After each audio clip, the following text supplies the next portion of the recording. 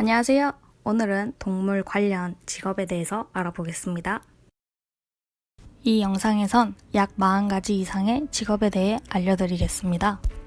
저의 개인적인 견해가 섞여 있으므로 잘못된 정보가 있다면 댓글에 남겨주세요. 자, 그럼 기본적으로 알고 계시는 동물 관련 직업부터 설명하겠습니다. 왼쪽 상단 기준으로 훈련사 또는 핸들러라고 불리는 직업입니다. 제가 이해한 훈련사는 반려동물 행동을 이해하고 문제되는 행동을 교정해주는 직업입니다. 핸들러라는 직업은 도그쇼에 출전하여 함께 워킹하거나 기술적 부분, 정신적 부분, 교양 등을 합쳐서 가장 좋은 모습을 보여주기 위한 모든 행위를 가르치는 직업입니다. 추가적으로 원반 또는 디스크라고 하죠. 이것을 활용한 대회나 독스포츠, 풀러대회, 도그댄스 대회 등이 있습니다. 공통점은 인간 울타리 안에 동물이 공존하기 위한 어떠한 원칙을 가르치는 직업이라고 말씀드리고 싶네요. 다음은 사육사입니다. 공영 동물원에서 공무원으로 업무 수행을 하는 직업입니다. 대부분 동물의 기본적인 사육 및 사양 관리를 수행하고 동물복지 향상이나 관람객에게 생명의 존엄성을 알려주기 위한 기타 업무를 수행합니다. 민간동물원에서는 공영동물원과 다르게 동물체험이란 서비스가 포함되어 있습니다.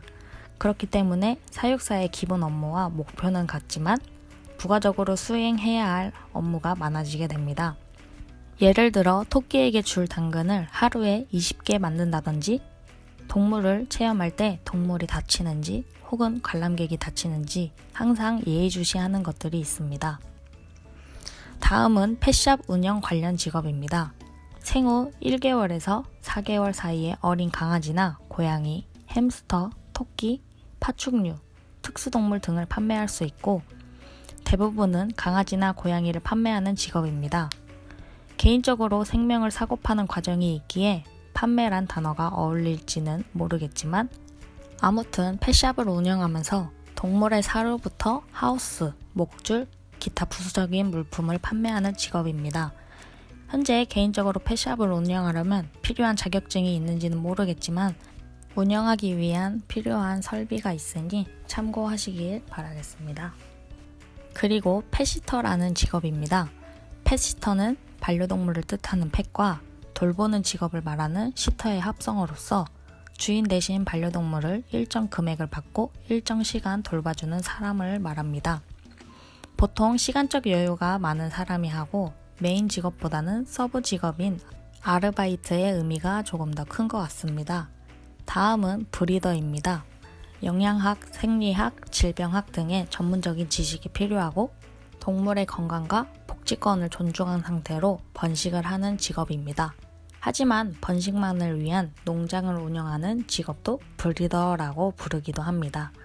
전자에 말씀드린 브리더가 하는 일은 보통 순수 혈통의 개나 고양이 등을 우수한 개체로 만들거나 기준이 되는 외모를 목표로 번식을 해 다른 자견을 만들어내거나 도그쇼 등의 대회를 출전하기 위한 번식을 수행합니다. 이제 조금 짧게 설명드리겠습니다. 동물 수입 관련 직업은 해외에 서식 중인 특수동물이나 일반 동물을 수입하는 일을 합니다. 국내로 동물을 데려오기 위해 관련된 법안이나 세금 등을 잘 알고 있어야 합니다. 포펫 운영자는 온라인, 즉 인터넷상에서 동물 관련 물건을 판매하는 직업이고 동물 관련 물품 생산자는 동물에게 필요한 물품을 생산하거나 새로운 아이템을 만들어 기업 간의 차별성을 두기도 합니다. 강사와 교수 직업은 4년제, 2년제, 또 대학원과 전문학교 등에서 원하는 지식과 전문성이 매우 다양하지만 결론은 가르치는 직업입니다. 반려동물 관련된 과목이 너무 포괄적이지만 몇 가지 말씀드리자면 핸들링, 행동학, 질병, 해부생리학, 미용, 특수 관련 등등이 있습니다. 마지막 공무원은 앞부분 사육사에서 설명드렸다시피 공영동물원에서 근무하는 직업입니다.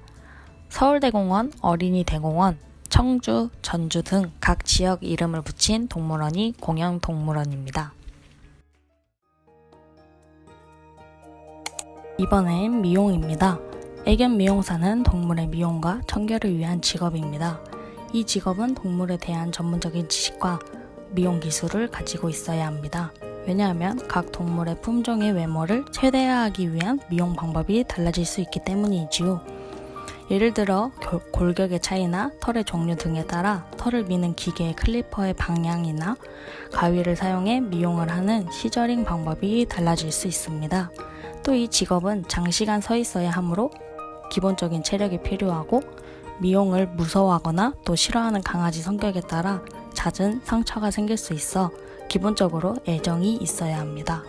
애견 마사지사는 애견이 편안한 상태에서 설사, 산책 전 마사지, 산책 후 마사지, 림프 마사지 등의 목적에 따라 마사지의 종류가 달라지고 통증 완화, 근육 긴장 완화, 혈액순환, 신체 유연성 개선 등의 장점이 있습니다. 이 직업은 처음 보는 동물과 커뮤니케이션도 해야 하며 애견 증상에 맞는 마사지 방법과 경혈을 누를 때 주의사항 등과 같은 지식을 가지고 있어야 합니다. 아로마 테라피와 관련된 직업도 있습니다. 아로마 테라피란 향 또는 향기를 의미하는 아로마와 요법, 즉 치료를 의미하는 테라피의 합성어로서 약용 식물로부터 추출해낸 오일 등을 이용해 특정 부분의 질환이나 정신적인 기능을 높이거나 낮추기 위한 행위를 말합니다.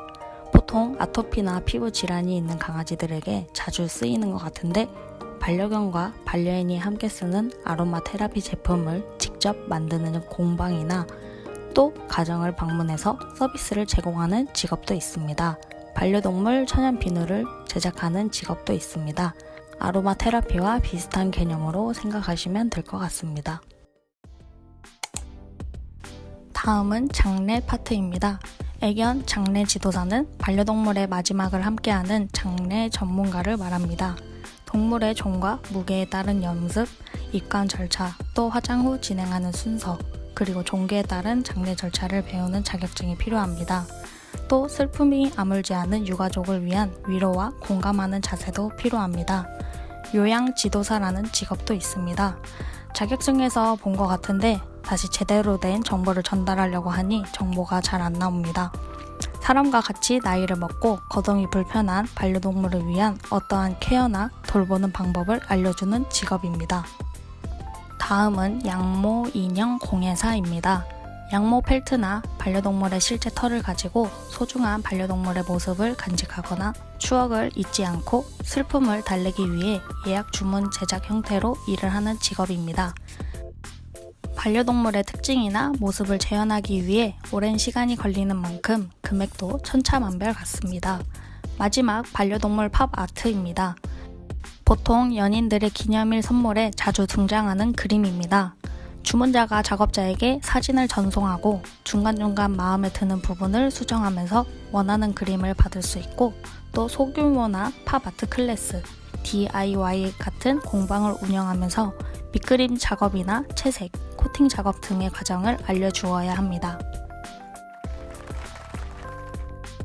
약 40여 가지 이상 되는 직업 중에 오늘은 19가지 직업에 대해서 알아보았습니다. 이 편에서는 치료 파트의 수의사나 제작 과정의 수제 간식 관련 직업과 체험 파트의 체험학습 지도사나 사진 촬영사, 마지막으로 기타 부분의 모델 매니저나 잃어버린 동물을 찾아주는 사립상점과 같은 직업에 대해 영상을 올리도록 하겠습니다.